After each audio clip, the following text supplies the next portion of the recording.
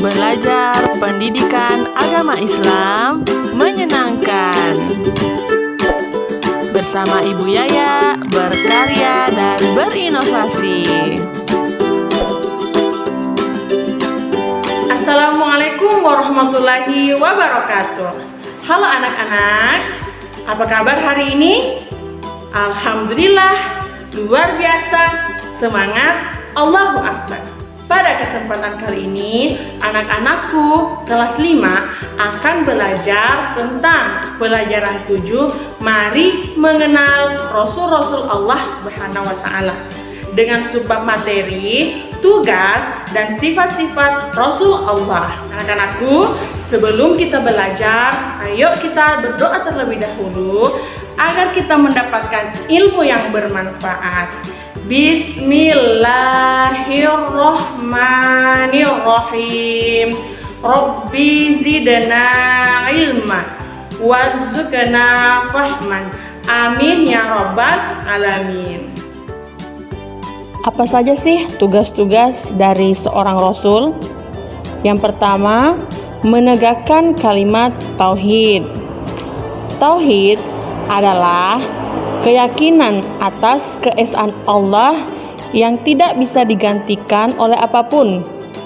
Dengan meyakini tauhid, maka seseorang telah mengakui bahwa Tuhan hanya satu, yakni Allah Subhanahu wa Ta'ala. Sebagaimana dijelaskan di dalam Al-Quran, dan kami tidak mengutus seorang rasul pun sebelum kamu, melainkan kami wahyukan kepadanya, bahwasanya tidak ada Tuhan melainkan aku, maka sembahlah olehmu sekalian akan aku. Quran Surah Al-Anbiya ayat 25. Kalimat la ilaha illallah berarti tiada Tuhan selain Allah. Artinya, hanya Allah lah Tuhan, satu-satunya yang patut kita sembah, menjadi tempat kita bergantung dan meminta segalanya. Ia esa, tunggal, tidak beranak, dan tidak pula diperanakan. Tugas Rasul selanjutnya yaitu mengajak umat manusia menyembah Allah Subhanahu wa Ta'ala. Tugas ini dapat diketahui melalui salah satu ayat dalam Al-Quran. Dan sungguh kami telah mengutus Rasul pada tiap-tiap umat untuk menyerukan, sembahlah Allah saja dan jauhilah tagut itu. Quran Surah An-Nahl ayat 36. Dari ayat tersebut ada beberapa perintah, yaitu pertama, perintah menyembah Allah Subhanahu wa Ta'ala. Yang kedua, perintah menjauhi tagut. Apa itu tagut? Dalam Quran Surah An-Nisa ayat 51 dijelaskan bahwa tagut merujuk kepada setiap sesuatu yang disembah selain Allah Subhanahu wa Ta'ala, baik berupa batu, manusia, pohon, roh nenek moyang, benda keramat, ataupun setan. Tugas dari seorang rasul yang ketiga yaitu membawa rahmat. Hal ini sesuai dengan firman Allah sebagai berikut. Dan tiadalah kami mengutus kamu melainkan untuk menjadi rahmat bagi semesta alam. Quran Surah Al-Anbiya ayat 107. Ayat tersebut menjelaskan bahwa rahmat bagi semesta alam maksudnya segala sesuatu yang dikerjakan, diajarkan, atau segala hal yang diperintahkan, dilarang ataupun dihimbau Rasulullah Shallallahu Alaihi Wasallam, semua berasal dari Allah Subhanahu wa Ta'ala. Pasti mempunyai kemaslahatan bagi makhluk di alam semesta, terutama untuk manusia, baik di dunia maupun di akhirat. Tugas Rasul yang keempat yaitu membawa berita gembira dan memberi peringatan kepada umat manusia. Allah Subhanahu wa Ta'ala berfirman, sesungguhnya kami mengutus kamu dengan membawa kebenaran, sebagai pembawa berita gembira dan sebagai pemberi peringatan. Quran Surah Fatir ayat 24. Berita gembira yang dimaksud adalah berita bagi orang-orang mukmin. Barang siapa yang melakukan kebaikan dan amal soleh, maka balasannya adalah kebahagiaan dan surga. Dan peringatan itu diperuntukkan bagi siapa saja yang melanggar larangan Allah, berbuat jahat dan keburukan, maka dijanjikan pula balasan berupa siksaan dan neraka. Tugas Rasul yang selanjutnya adalah mengajak umat manusia pada kebenaran di jalan Allah. Mereka menyerukan atau berdakwah tentang agama samawi, agama tauhid, agama Allah, dan membimbing umat manusia agar tidak terjerumus ke dalam kesesatan. Jalan yang ditempuh oleh para rasul adalah jalan kebenaran, jalan yang diridhoi oleh Allah dan selamat di dunia maupun di akhirat. Tugas Rasul selanjutnya yaitu memberikan keteladanan. Manusia akan sulit untuk mematuhi perintah jika orang yang menyampaikan perintah tidak menjalankan apa yang dia ajarkan. Oleh karena itu, setiap rasul memiliki sikap yang baik dan terpuji. Hal ini bertujuan agar para kaumnya menjadikannya sebagai contoh untuk menyempurnakan akhlak. Sebagaimana dijelaskan dalam Al-Quran, sesungguhnya telah ada pada diri Rasulullah itu suri teladan yang baik bagimu.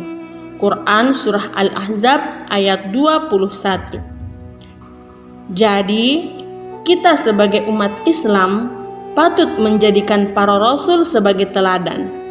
Sifat dan perilakunya yang baik harus diamalkan dalam kehidupan sehari-hari agar kita selamat di dunia dan di akhirat. Jadi, anak-anakku perlu tahu, tugas para rasul Allah Subhanahu wa taala itu bukanlah hal yang mudah. Karena selama masa perjuangan mereka telah mempertaruhkan banyak hal. Tidak jarang para rasul hidup sederhana atau bahkan kesulitan demi menegakkan kebenaran tersebut. Selanjutnya kita akan membahas sifat wajib bagi rasul, yaitu sifat yang harus ada bagi seorang rasul. Yang pertama, siddiq, artinya jujur. Seorang rasul selalu benar dalam perkataan dan perbuatan. Mustahil seorang rasul berkata dusta atau berbohong. Selanjutnya, sifat wajib rasul yang kedua yaitu tabligh. Tabligh artinya menyampaikan. Seorang rasul harus menyampaikan pesan atau wahyu dari Allah Subhanahu wa taala kepada umat, walaupun terasa sulit atau dianggap membahayakan. Rasul tidak boleh menyembunyikan atau menutup sesuatu yang telah diberikan oleh Allah Subhanahu wa taala kepadanya. Selanjutnya, sifat rasul yang ketiga yaitu amanah. Artinya dapat dipercaya. Seorang rasul tidak mungkin berkhianat. Perkataan dan perbuatannya selalu jujur dan benar. Makanya ia dapat dipercaya dan tidak mungkin ingkar janji. Selanjutnya, fatanah, artinya cerdas. Seorang rasul sudah pasti cerdas, memiliki kekuatan berpikir yang tinggi dan memiliki hati yang bersih atau akal budi yang tinggi. Dengan sifat ini, seorang rasul dapat menyelesaikan tugas kerasulannya dengan baik. Dengan sifat ini pula, seorang rasul tidak terbantahkan dan dapat melawan segala argumen-argumen yang meragukan kerasulannya. Nah, selain sifat wajib bagi rasul, ada pula yang dikenal dengan sifat mustahil rasul. Sifat mustahil rasul itu adalah sifat yang tidak mungkin ada pada seorang rasul. Yang pertama, kizib, artinya dusta. kebalikan dari sifat jujur. Seorang rasul tidak mungkin berdusta atau berbohong. Yang kedua, kitman, artinya menyembunyikan. Seorang rasul tidak pernah menyembunyikan kebenaran. Ketiga, khianat, artinya berkhianat atau tidak dapat dipercaya. Seorang rasul tidak mungkin mengingkari janjinya. Ia selalu berkata yang benar dan tidak pernah mengada-ada. Keempat, baladah, artinya bodoh. Bodoh bukan berarti tidak tahu apa-apa ya. Bodoh itu orang yang mengetahui kebenaran tetapi tidak mau melakukannya. Sebelum kita akhiri, ayo kita melakukan tepuk sifat wajib dan sifat mustahil bagi Rasul. Tepuk sifat wajib Rasul: sidik, jujur, tabligh, menyampaikan, amanah, terpercaya, fatanah, cerdas. Sekarang tepuk sifat mustahil bagi Rasul. Tepuk sifat mustahil Rasul: kizib, dusta, kitman, menyembunyikan, khianat, berkhianat, baladah, bodoh. Wah, anak-anakku, kalian hebat. Semoga ilmu kita hari ini bermanfaat ya.